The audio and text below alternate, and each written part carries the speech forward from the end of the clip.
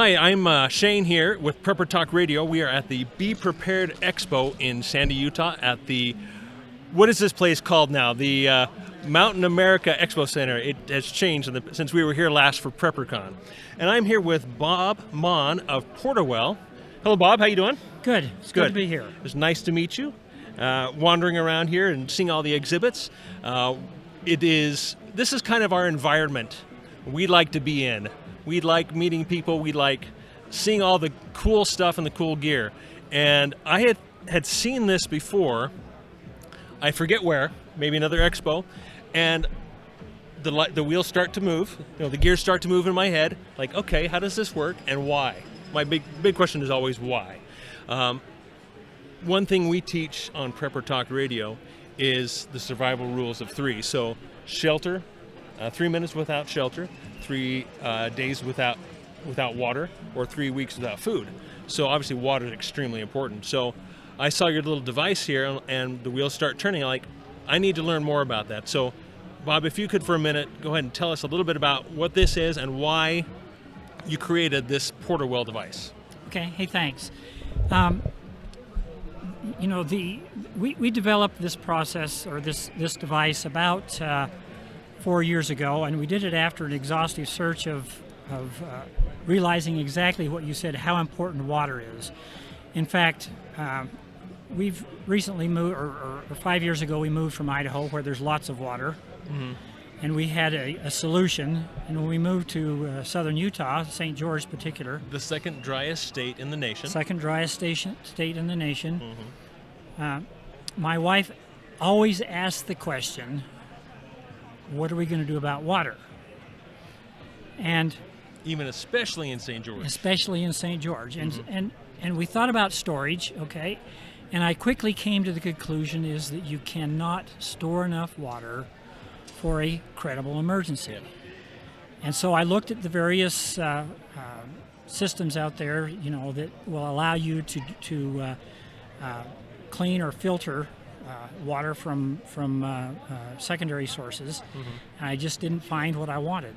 And so we subsequently developed the Portawell. We picked the name Portawell, meaning portable well, meaning that it's a portable supply of water. So in other words, as long as you have secondary water, this runs off a battery that can be solar recharged. So as long as you have sunshine and secondary water, you're able to create drinking water. Yeah, like you were saying, you can only store so much water. What is your recommendation for how much water one should store for your family? Okay. What we do is we have about 55 gallons stored. Okay, that would handle us for a three day to 2 week emergency.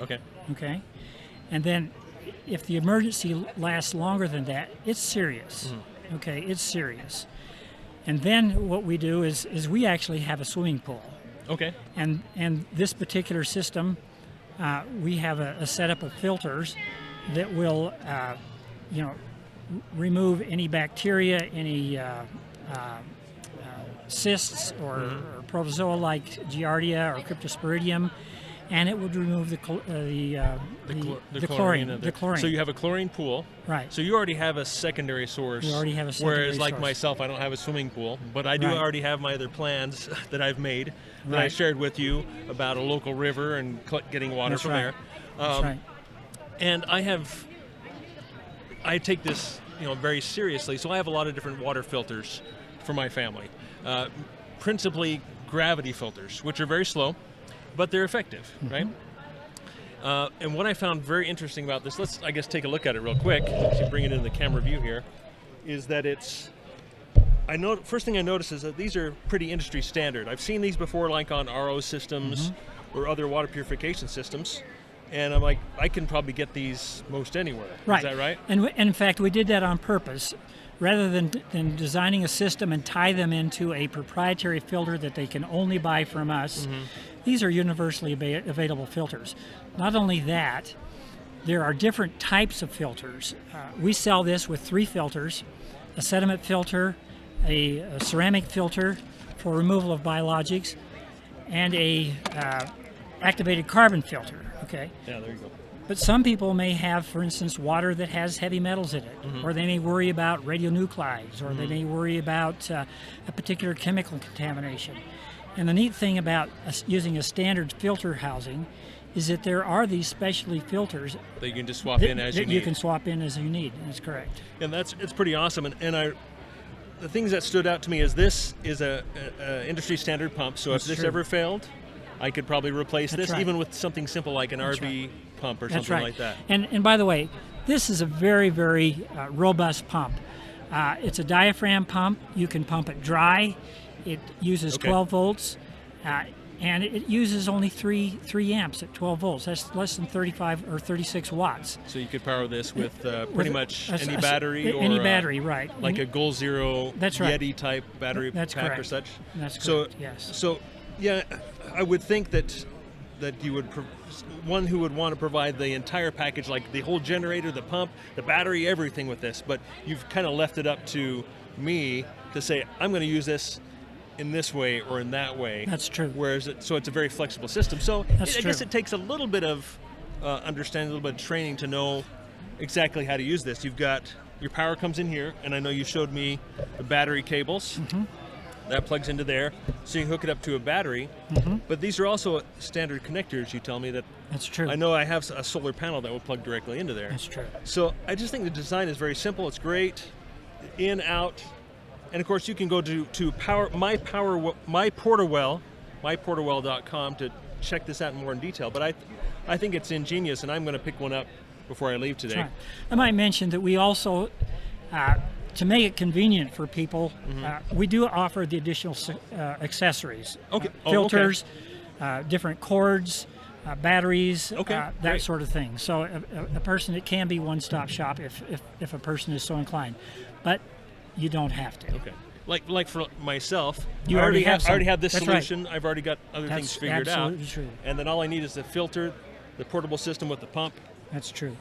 This is really ideal for what I think I need. So I think that's fantastic. One of the benefits of the pump system is that rather than a few gallons per hour, this will actually pump through and filter 40 to 60 gallons per hour. What's your estimated lifespan on the filters? The lifespan on the filters, obviously, it depends upon the quality of the water. The quality of the water. The sediment filter is a disposable; they're inexpensive. They would, depending upon the water quality, they would last, a few hundred gallons. Okay, right. The ceramic filter. The interesting thing about that one is that it is cleanable. Yeah. It's cleanable. That's right. Yeah. So most ceramics are cleanable. That's true. And it's basically you just take a Scotch pad. A Scotch pad, like a sponge, like the rough side of a sponge. That's right. And scrub that off. That's right. And then, and about it renews. how many times do you think you could clean that? In the 3-digit hundreds. Okay. Hundreds of times. Because you're just taking the surface off when you're cleaning. Right. And then with the carbon filter is really to improve taste. To deal with remove chlorine, but also herbicides and pesticides. Okay. For instance, if you're taking water from a retention pond, runoff pond from a neighborhood, it's going to collect a lot of the pesticide to put on the grass. That's true. Right. That's so true.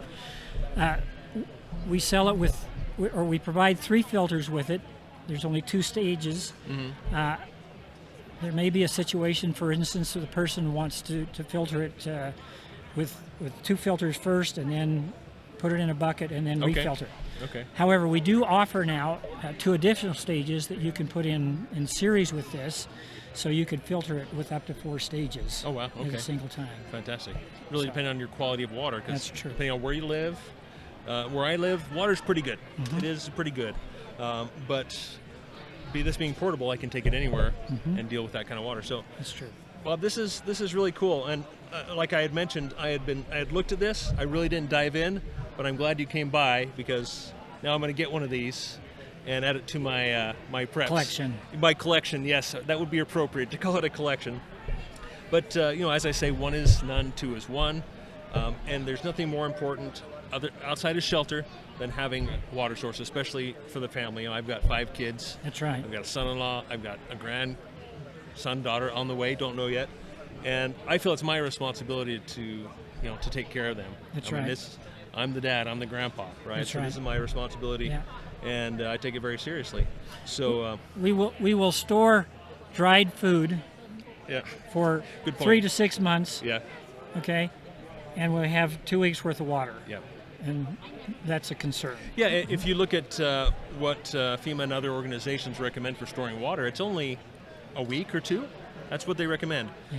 For me, we recommend at Prepper Talk Radio, we talk about at least 1 gallon per person per day. Really, preferably 3 gallons per person per day is a better way to go. That is hard to store, and so you got to come up with a plan how to get more. And it depends on your area, where your next That's water true. source is. That's true. So we can't tell you how to do that. That's something you got to figure out on your own. But we can help you figure out how to make that water drinkable. Because the worst thing would be to be sick in an emergency and not be able to help others. I mean, if I were sick, what would my family do without me? They would have to learn how to do a lot of things, honestly, That's Which right. might not be a bad thing, but I don't want to be sick and down and out when I need to take care of my family at any right. particular time. So, And in a time of emergency, the water is the first thing to become contaminated. correct, absolutely. And this will handle viruses as well, right? The ceramic filter? It's a 0.5 micron absolute. Okay. Okay. If you're concerned about that, we recommended that you would chlorinate it. Okay, as add well. a little bit of chlorine to it. A Okay. little bit of chlorine. And so there is That's a right. difference between filtration and purification. That's They're true. two different That's methods. true. That's true. And here in Utah, we don't have to worry really about viruses That's in true. general. So That's true. this will work perfectly for That's this true. environment. If you're going to South America, Central America, you're going to want Africa. Africa. You're going to want to you're going to worry about viruses in That's your true. water. That's true. But for the most part, here in North America, we're good with just filtering out bacteria Yeah. in particular. So. Yeah. Well, Okay. thanks, Bob. It was great Thank to you. meet you. I Good appreciate talking your to you. time, Good. and hope to connect with you again for another interview, maybe on when we do our regular radio show. Good. I'd love to do And that. talk more about the why, and not just Good. make this commercial. But Good.